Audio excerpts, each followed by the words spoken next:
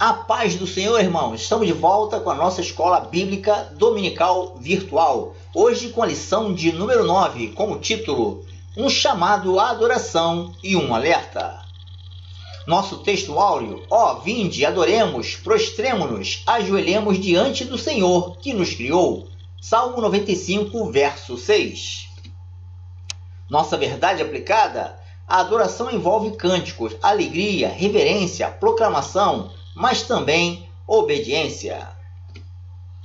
Objetivos da nossa lição: mostrar que o Salmo 95 é um convite à adoração, entender o que é a adoração verdadeira, alertar que é preciso estar atento à palavra de Deus.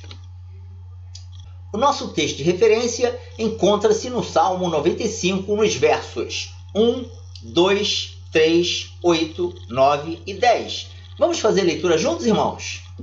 Vinde, cantemos ao Senhor, cantemos com júbilo, a rocha da nossa salvação. Apresentemo-nos ante a sua face com louvores e celebremo-lo com salmos. Porque o Senhor é Deus grande e Rei grande, acima de todos os deuses. Não endureçais os vossos corações, como em Meribá e como no dia da tentação no deserto. Quando os vossos pais me tentaram, provaram-me e viram a minha obra. 40 anos estive desgostoso com esta geração, e disse: é um povo que erra de coração, e não tem conhecimento dos meus caminhos. Introdução. Os Salmos 95 e 81 são convocações ao povo de Deus para adoração, trazer à memória os poderosos feitos do Senhor, e alertas para negligenciar a relevância da confiança e obediência em todo o tempo. Irmãos, conforme nós estudamos em outras lições, os salmos são canções que foram compostas para serem entoadas ou cantadas, com instrumentos. O livro de Salmos, também conhecido como Saltério, ele é um hinário de Israel, utilizado em tudo que é festividade que esteja relacionado com adoração ao Senhor. A palavra salmos, no hebraico, é terrilim, e que significa louvores. Teremos um tópico específico sobre o conceito de adoração, mas nesta pequena introdução podemos comentar que um dos conceitos de adoração é prestar culto a algo ou alguém. Desde os primórdios, o ser humano ele presta culto ou adora a divindades, e quando observamos, no caso dos egípcios, temos a noção de como os povos cultuavam seus deuses. Sabemos que a adoração já acontecia, pois Caim e Abel adoravam ao Senhor com as suas ofertas. Se adorar é prestar culto, tal ato começou com Caim e Abel. Porém, com toda certeza, tal ato foi ensinado por seus pais. Amém, irmãos? Vamos prosseguir com o primeiro tópico. Tópico 1. Um convite à adoração. O Salmo 95 é um convite à adoração e um alerta em relação ao ceticismo que atinge diversos servos do Senhor na caminhada cristã. Irmãos, o Salmo 95, juntamente com o Salmo 91, são conhecidos como Salmo de Adoração. Os dois mencionam um convite e, posteriormente, uma exortação a não nos esquecermos que foi o Senhor quem nos salvou, fazendo uma menção ao resgate da escravidão do Egito. Vamos estudar as particularidades desses hinos de adoração. Subtópico 1.1. Vinde e cantemos. Esse convite ressalta 2 pontos. 1. Louvar ao Senhor. 2. O louvor deve ser dirigido somente ao Senhor. Irmãos, louvar ao Senhor com júbilo, ou seja, com alegria. E a alegria representa o nosso contentamento. Isso é bem diferente de louvarmos por obrigação, por dinheiro, por conveniência, por status, ou simplesmente por nos sentirmos bem, por nos sentirmos melhor. Irmãos, por acaso vocês já se perguntaram por que vocês louvam o Senhor? E qual a motivação da sua alegria? Se nós pensarmos o que Deus representa, o que Ele fez por cada um de nós, o que Ele faz, irmão, certamente que o nosso louvor é com alegria. Não preciso nem lembrar os irmãos, em relação ao tópico 2, o louvor deve ser dirigido somente ao Senhor, que o nosso louvor deve ser apenas dirigido ao Senhor e não ao homem. Neste sentido, temos que ficar atento a muitas letras de louvores que existem por aí. Faça essa reflexão, observe alguns louvores, veja se ele realmente está exaltando a Deus ou ao homem.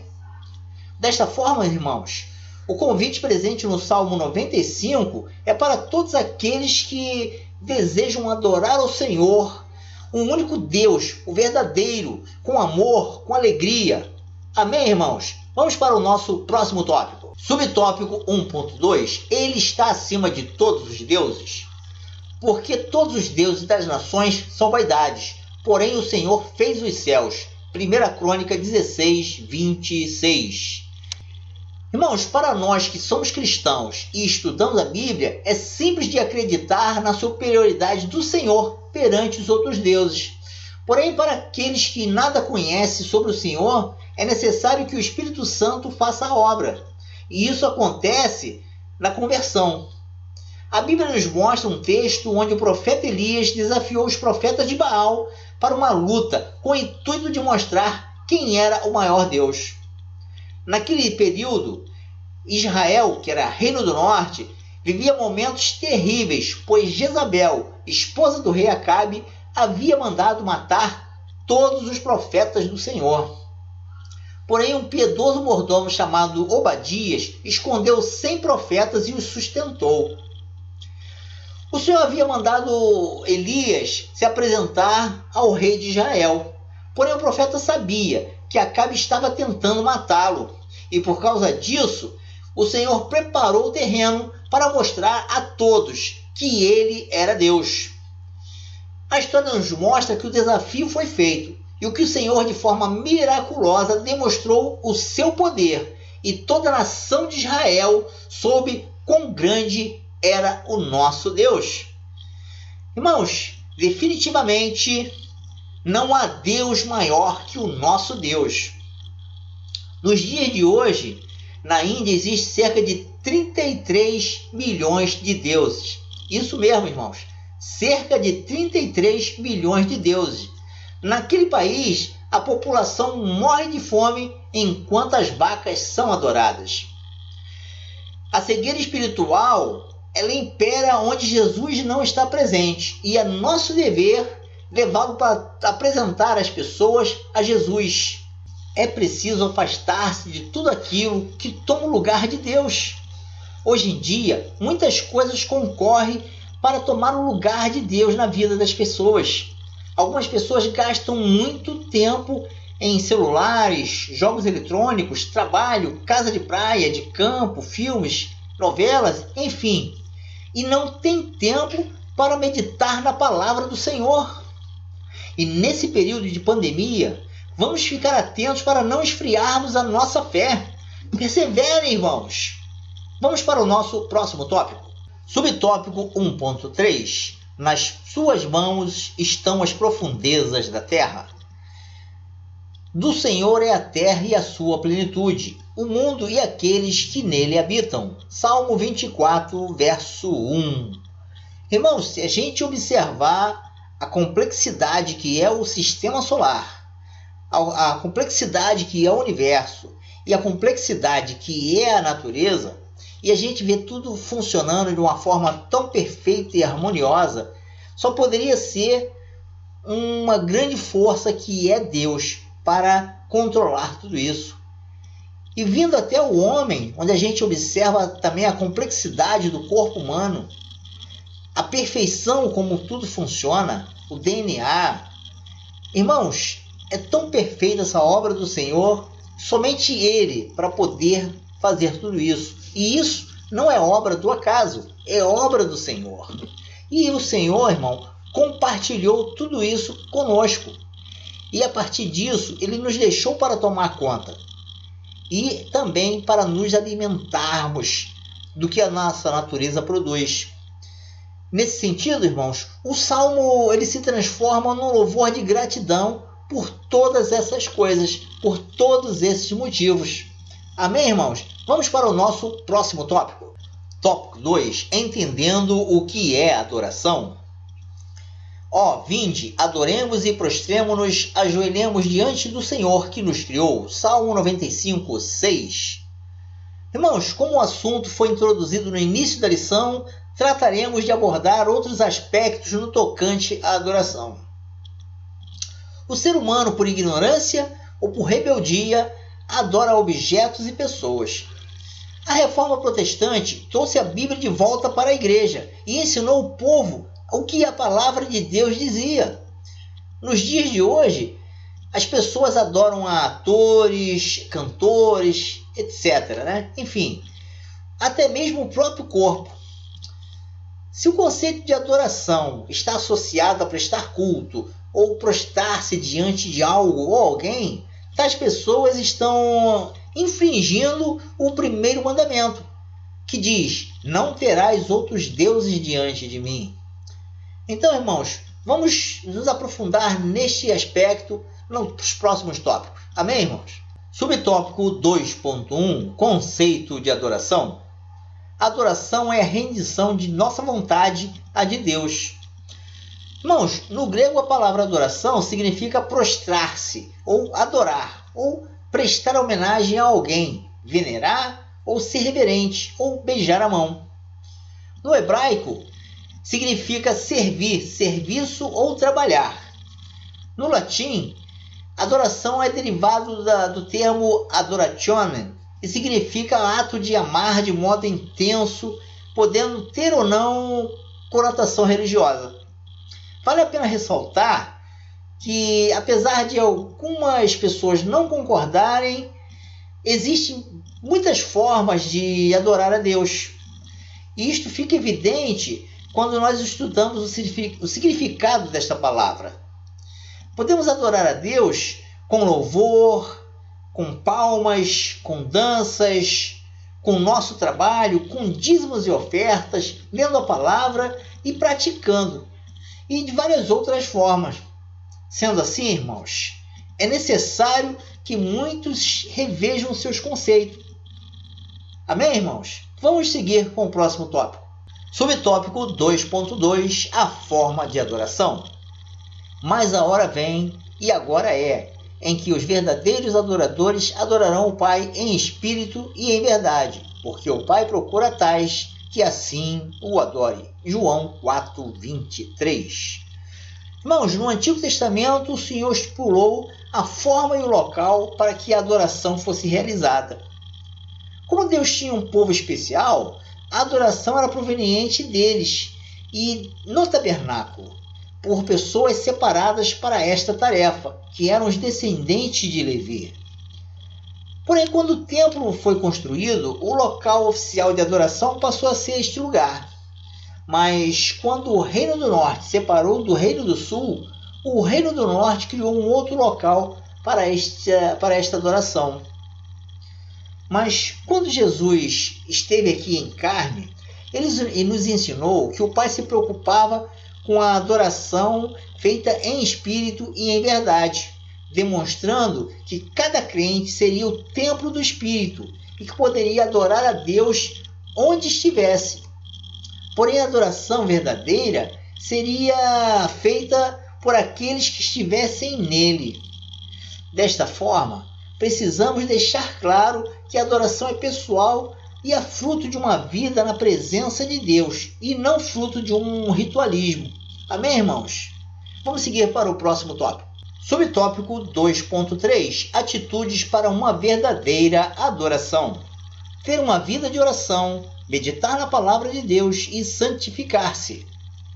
Existe um salmo que contém versos maravilhosos, intimamente ligados a este assunto, o Salmo 51.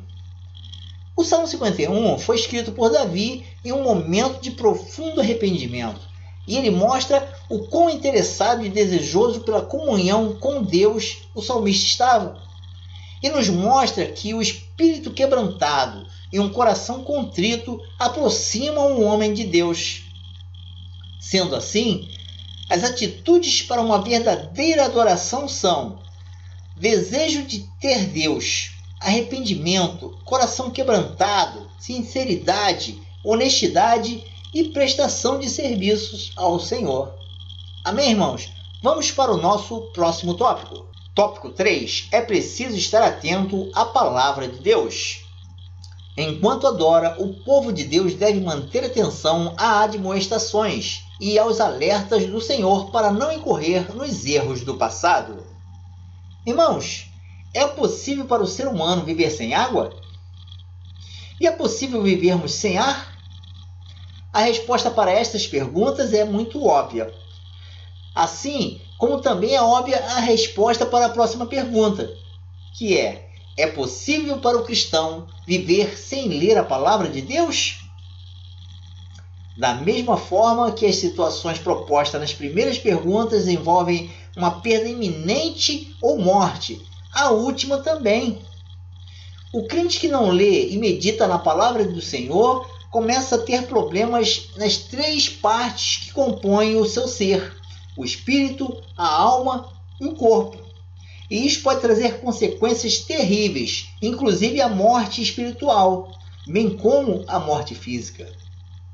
Estamos numa época, com essa pandemia se espalhando pelo mundo, que tem muitas pessoas se afastando da palavra do Senhor, não está lendo, não está meditando, e isso é preocupante, irmãos. Fique atento a isso, continue meditando, lendo a palavra do Senhor e se alimentando dela. Amém, irmãos? Vamos ver os próximos tópicos. Subtópico 3.1: Ouvir a voz de Deus. Porque Ele é o nosso Deus, e nós, povo do seu pasto e ovelhas da sua mão. Salmo 95, verso 7. Irmãos, como pentecostais, somos ligados às emoções relacionadas ao fato de ouvirmos a voz de Deus na nossa mente, através de um profeta, através da pregação de uma palavra. Porém, a melhor maneira de ouvirmos a palavra de Deus é fazendo a leitura e meditando na sua palavra. Mas, infelizmente, muitos estão deixando de fazer essa leitura e estudar a palavra do Senhor. O profeta Oséias, diante de um povo que estava sendo destruído, ouviu a seguinte frase de Deus: O meu povo foi destruído porque lhe falta conhecimento. Irmãos, o Salmo 95 nos convida a ir até o Senhor e o conhecer melhor. E a melhor maneira da gente fazer isso é através da sua palavra. Então, irmãos, se você quer ouvir a palavra do Senhor, você precisa de mais comunhão com o Senhor, você precisa estar em constante oração e não se afastar dele. Não desista, persevere. E você vai ter um relacionamento maior com o Senhor e você vai poder ouvir a sua palavra.